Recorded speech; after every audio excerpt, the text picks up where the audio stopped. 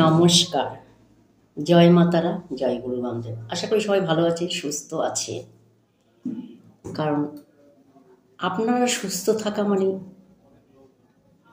আপনাদের কাছে পৌঁছে যাওয়া। আপনাদের কাছে পৌঁছে যাওয়া মানে আপনারা সুস্থ থাকা, ভালো থাকা। কারণ আমি যদি আপনাদের কাছে পৌঁছাতে না পারি তাহলে কিন্তু আমি কি করে ভালো রাখবো আপনাদের, তাই না? তা আপনাদের ভালো থাকতে গেলে আর আমাকে যদি ভালো রাখতে হয়, আপনাদেরকে যদি ভালো রাখতে হয়, তাহলে কিন্তু চ্যানেলটি সাবস্ক্রাইব করতে হবে।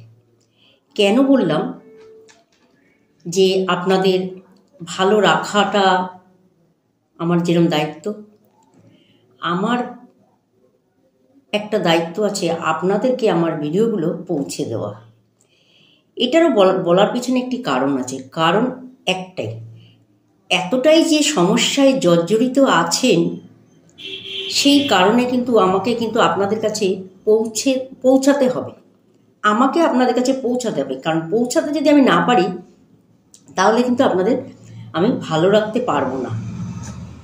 কারণ আপনাদের যদি ভালো রাখতে পারি সেই ক্ষেত্রে মনে হয় কিছুটা হলেও ভালো কাজ করেছি। এটা বলার পিছনে কিছু কারণ আছে। কারণ হচ্ছে মারাত্মক সমস্যা নিয়ে যখন আমার কাছে আসে তখন মনে হয় যে সময় থাকতে কেন আমি আপনাদের কাছে পৌঁছাতে পারিনি, সময় থাকতে কেন আপনাদের কাছে আমার ভিডিওগুলো পৌঁছায়নি। সময় থাকতে যদি আমি আপনাদের কাছে পৌঁছাতে পারতাম তাহলে মনে হয় আপনাদের এত কিছু হারাতো না। সময় থাকতে যদি আপনাদের কাছে পৌঁছাতে পারতাম মনে হয় তাহলে কিন্তু অনেক সমস্যার থেকে কিন্তু আপনাদের বের করে আনতে পারতাম, যেটা খুব স্বল্প সময়ের মধ্যে। কারণ আপনাদের এত ডিপলি সমস্যা হয়ে গেছে, মানে আমার কাছে মানে অনেক প্রমাণ আছে যে তারা এতটাই সমস্যায় জর্জরিত।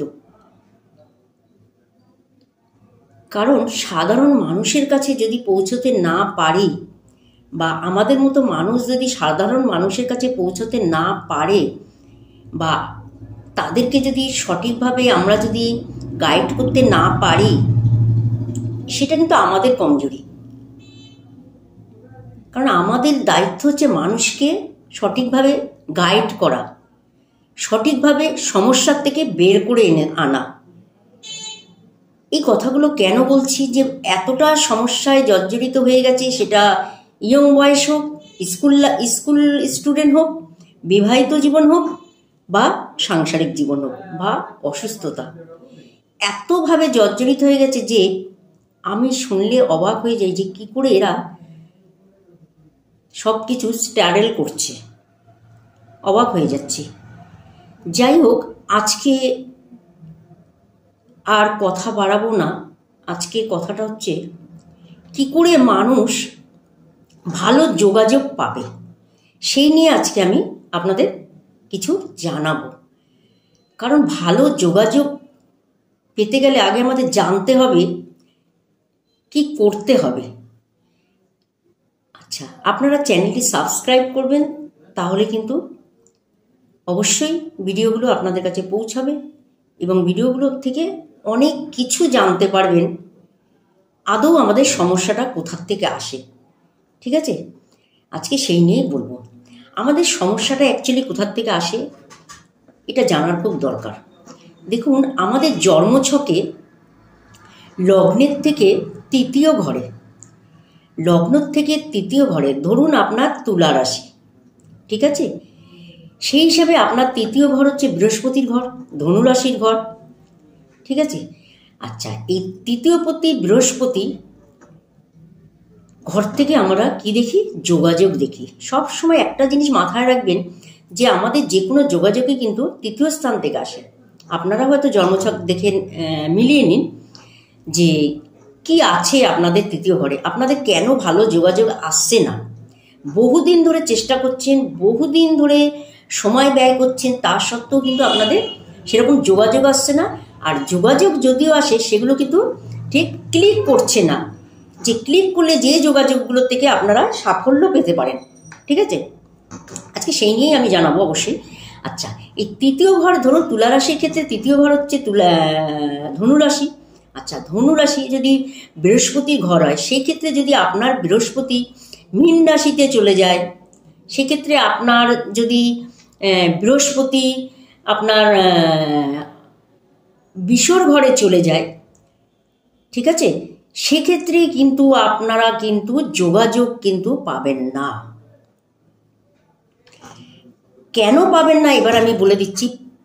একটা উদাহরণ দিলাম যে তুলা রাশি দিয়ে আপনাদের এরকম বোঝালাম, এরকম প্রত্যেকটা রাশির ক্ষেত্রেই কিন্তু তৃতীয় ঘরের বিচার করতে হবে।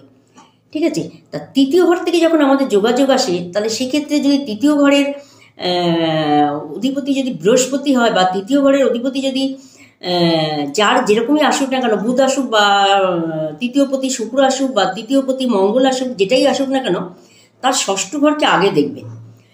ষষ্ঠ ঘর যদি আপনার ঠিক পজিশনে না থাকে, ষষ্ঠ ঘর যদি আপনার তৃতীয় ঘরের সঙ্গে যদি যুক্ত হয়ে যায়, বা তৃতীয় ঘরের সঙ্গে যদি ষষ্ঠ ঘরের দশা অন্তর্দশা চলে, বা তৃতীয় ঘরের সঙ্গে যদি আপনার রাহু মঙ্গল থাকে, তৃতীয় ঘরের সঙ্গে যদি আপনার ছন্ন ছাড়া যোগের কানেকশান থাকে, সেই ক্ষেত্রে কিন্তু আপনি কিছুতেই কিন্তু যোগাযোগ পাবেন না। ঠিক আছে, তাহলে আপনারা বুঝতে পারলেন যোগাযোগ কোথার থেকে আসে। নিশ্চয়ই তৃতীয় ঘর থেকে আসে।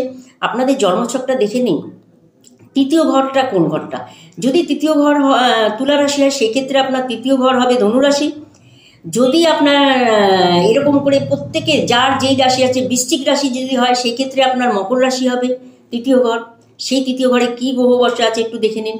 যদি আপনার ধনু রাশি হয়, সেই ক্ষেত্রে আপনার তৃতীয় ঘর হচ্ছে মকর রাশি, এই কুম্ভ রাশি। সেই ঘরে কোন গ্রহ আছে একটু দেখে নিন, সেই ঘরে পজিটিভ গ্রহ আছে কিনা দেখে নিন, তাহলে বুঝতে পারবেন যোগাযোগে কেন আপনার ডিস্টার্ব আসছে, বা যোগাযোগ সেইভাবে কেন হচ্ছে না, কেন ক্লিক করছে না, বা যোগাযোগের থেকে কেন আমি সাফল্য পাচ্ছি না। যদি আপনার মকর রাশি হয়, সেক্ষেত্রে আপনার দেখে নেবেন মীন রাশিতে কি আছে, কারণ মীন রাশি হচ্ছে আমাদের যোগাযোগের ঘর হবে। আচ্ছা, যদি আপনার আপনার কুম্ভ রাশি হয়, সেক্ষেত্রে আপনার মেষের ঘরে কি আছে একটু দেখে নেবেন, কারণ মেষের ঘর আপনার যোগাযোগের ঘর। যদি মীন রাশি হয় আপনার, সেক্ষেত্রে আপনার বিষর ঘরে কি আছে একটু দেখে নেবেন, সেক্ষেত্রে আপনার যোগাযোগের ঘর। যদি ডিস্টার্ব থাকে, সেক্ষেত্রে কিন্তু আপনারা একটু ঠিক করে নিতে পারেন। ঠিক করলে কি হবে, আপনারা কিন্তু সমস্যা থেকে বেরোতে পারবেন। ঠিক আছে, আচ্ছা, যদি আপনার মিথুন রাশি হয়, ঠিক আছে, যদি মিথুন রাশি হয়, সেক্ষেত্রে আপনার সিংহ রাশিতে কোন গ্রহ বসে রয়েছে একটু দেখার দরকার আছে। আপনারা নিজেরাও দেখে নিতে পারেন। যদি মনে করেন এখানে নেগেটিভ গ্রহ বসে আছে, মিথুন রাশির ক্ষেত্রে যদি সিংহ রাশির ক্ষেত্রে নেগেটিভ গ্রহ থাকে, নেগেটিভ নক্ষত্র থাকে, কারণ গ্রহদের কিন্তু নিজস্ব কোনো আলো নেই। একটা জিনিস জানবেন, নক্ষত্রের উপরে ডিপেন্ড করে কিন্তু আপনাকে সব কিছু ফেস করতে হবে। ঠিক আছে, সেক্ষেত্রে বলবো, যদি আপনার মিথুন রাশির ক্ষেত্রে যদি সিংহ রাশির ঘরে যদি আপনার শনি থাকে, সেই ক্ষেত্রে কিন্তু আপনার সব যোগাযোগগুলো নষ্ট হয়ে যাবে, বা যে কোনো যোগাযোগ কিন্তু আসতে লেট করবে, বা যে কোনো যোগাযোগগুলো সব কিন্তু কেটে যাবে। ঠিক আছে, আর যদি আপনার কর্কট রাশি হয়, সেই ক্ষেত্রে আপনার কন্যার ঘরে কি আছে বসে আছে, এটা একটু দেখার দরকার আছে। কারণ এটা না দেখতে পারলে আপনি হয়তো সারা জীবন যোগাযোগ চেষ্টা করে যাচ্ছেন, কোনো ভালো যোগাযোগ হচ্ছে না, কোনো যোগাযোগের থেকে কোনো ভালো চাকরি পাচ্ছেন না। যোগাযোগ ঘর যদি ঠিক না থাকে, সেক্ষেত্রে কিন্তু আপনি চাকরিও কিন্তু সেইভাবে পাবেন না, ভালো চাকরি পাবেন না, কারণ যোগাযোগের ঘর তো ডিস্টার্ব। বিবাহের ক্ষেত্রেও কিন্তু সেরকম, যদি আপনার তৃতীয় ঘর ভালো না থাকে, সেই ক্ষেত্রে কিন্তু ভালো বিবাহের সঙ্গে বিবাহ যে আপনি করবেন, বিয়ের জায়গাটাও কিন্তু ভালো যোগাযোগ আসবে না। দেখবেন নেগেটিভ কোনো মানুষের সঙ্গে আপনার হয়তো সাংসারিক জীবনটা হয়তো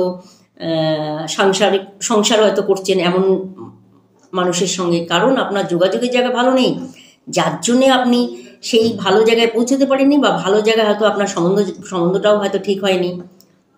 ঠিক আছে, এরকম প্রত্যেকটা রাশির ক্ষেত্রে বলবো, যদি তৃতীয় ঘর আপনার ঠিক না থাকে, সেই ক্ষেত্রে কিন্তু সব কিছু আপনি ভুল ডিরেকশন নেবেন। তৃতীয় ঘর এমন একটি ঘর, সব কিছু ভুল ডিরেকশন নিয়ে নেয়। যদি আপনার পজিটিভ না থাকে, আপনার ফেভারে না থাকে, আপনার দশা অন্তর্দশা যদি আপনার পারমিট না করে, সেই ক্ষেত্রে কিন্তু আপনি কোনো কিছুই কিন্তু ভালোভাবে ধরে রাখতে পারবেন না। আজ যেটা ধরে আছেন কালকে হয়তো সেটা নাও থাকতে পারে। যখন তৃতীয় পতির দশা অন্তর্দশা শুরু হবে বা ষষ্ঠপতির সঙ্গে যদি আপনার দশা অন্তর্দশার সঙ্গে তৃতীয় পতির সঙ্গে যদি যোগাযোগ হয়ে যায়, সেই ক্ষেত্রে বলবো তৃতীয় পতির সঙ্গে যদি ষষ্ঠপতি কালেকশন হয়, সেই ক্ষেত্রে বলবো প্রত্যেকটা মানুষের জীবনে কিন্তু ডিস্টার্ব আসবে। অনেকে বুঝতে পারছেন না আমাদের ডিস্টার্বটা কেন আসে, এই কারণেই কিন্তু ডিস্টার্ব আসে। প্রত্যেকটা মানুষ বলছে ভালো কিছু হচ্ছে না, ভালো কিছু পাচ্ছি না। কেন পাচ্ছেন না আপনারা একটু জন্মছকটা দেখে নিন। প্রত্যেকের রাশির থেকে তৃতীয় ঘর দেখুন, লগ্নর থেকেও কিন্তু তৃতীয় ঘর দেখবেন, ঠিক আছে। যদি 40 বছরের আগে হয় তাহলে আপনি লগ্নর থেকে তৃতীয় ঘর দেখবেন। যদি 40 বছরের কম হয় সেই ক্ষেত্রে কিন্তু লগ্নর থেকে দেখবেন। 40 বছরের যদি বেশি বয়স হয় আপনার, সেই ক্ষেত্রে আপনি রাশির থেকে তৃতীয় ঘর দেবেন। সবসময় এই কথাটা মাথায় রাখবেন। বয়স যদি আপনার 40-এর থেকে কম হয় সেক্ষেত্রে লগ্নর থেকে তৃতীয় ঘর দেখবেন। আমি আবারও বলে দিচ্ছি। আর অনেকে হয়তো আমাকে জিজ্ঞেস করবেন যে ম্যাম রাশির থেকে বিচার করবো না লগ্নর থেকে বিচার করবো, অনেকে হয়তো ফোন করে জিজ্ঞেস করবেন। সেই কারণে বলেছি যদি আপনার 40-এর বেশি হয় সেক্ষেত্রে রাশির তৃতীয় ঘর দেখবেন। আবারও বলে দিলাম, 40-এর যদি কম হয় সেক্ষেত্রে লগ্নর থেকে তৃতীয় ঘর দেখবেন, লগ্নের থেকে ষষ্ঠ ঘর দেখবেন। আবার রাশির থেকে যদি 40-এর বেশি হয় ষষ্ঠ ঘর দেখবেন, প্লাস রাশির থেকে তৃতীয় ঘর দেখবেন, ঠিক আছে। তাহলে কিন্তু আপনি আপনার জন্মছকটা কিন্তু বিচার করে নিতে পারবেন, বা আপনার জন্মছকে কি আছে সেটা কিন্তু আপনি জানতে পারবেন। কেন আপনি স্যাটিসফাই হচ্ছেন না, এই সমাজে যত মানুষ স্যাটিসফাই হচ্ছে না, প্রচুর ছকে দেখেছি তারা, মানে প্রতিদিন এত হারে দেখছি যে মানুষ ছকে এতটা তৃতীয় ঘর ডিস্টার্ব আছে যে কোনো যোগাযোগই তার কাছে নেই। তার যোগাযোগ যদি না থাকে সেই ক্ষেত্রে তো আপনি ভালো ফল পেতে পারেন না, কখনোই ভালো ফল পেতে পারেন না। যোগাযোগের জায়গা ভালো থাকতে হবে, তবেই আপনি সফলতা পাবেন। প্রত্যেককে বলবো যোগাযোগের ঘর দেখে নিন। যোগাযোগ ঘর যদি আপনার ভালো থাকে অবশ্যই আপনারা কিন্তু 100% ফল পাবেন। এই জীবনে যারা প্রতিষ্ঠিত হয়েছে দেখুন তাদের যোগাযোগের ঘর ভালো আছে, এবং তার সাথে তাদের সাকসেসের ঘরও ভালো আছে। 11 নম্বর ঘরটাও একবার দেখে নেবেন তার সাথে, ঠিক আছে। যদি মনে করেন যে 11 নম্বর ঘর ভালো আছে তাহলে কিন্তু আপনার দেখা যাবে সাকসেসে কিন্তু আপনি জীবনে পাবেন। তা সাকসেস পাবেন কিনা বা ভালো যোগাযোগ আসবে কিনা একবার জন্মছকটা দেখিয়ে নিন, বা আপনারা যদি নিজে দেখতে পারেন অবশ্যই দেখে নিন। সেই ক্ষেত্রে বলবো যদি মনে করেন আপনারা বুঝতে পারছেন না, দেখতে পাচ্ছেন না, সেই ক্ষেত্রে কিন্তু অবশ্যই যোগাযোগ করতে পারেন, ঠিক আছে। তাতে কিন্তু আপনারা কিন্তু যথেষ্ট আমার থেকে কিন্তু সাহায্য এবং হেল্প পাবেন, ঠিক আছে। ভালো থাকবেন, সবাইকে ভালো রাখবেন, চ্যানেলটি সাবস্ক্রাইব করবেন, তবেই কিন্তু আমার ভিডিওগুলো আপনার কাছে পৌঁছাবে, ঠিক আছে। ভালো থাকবেন।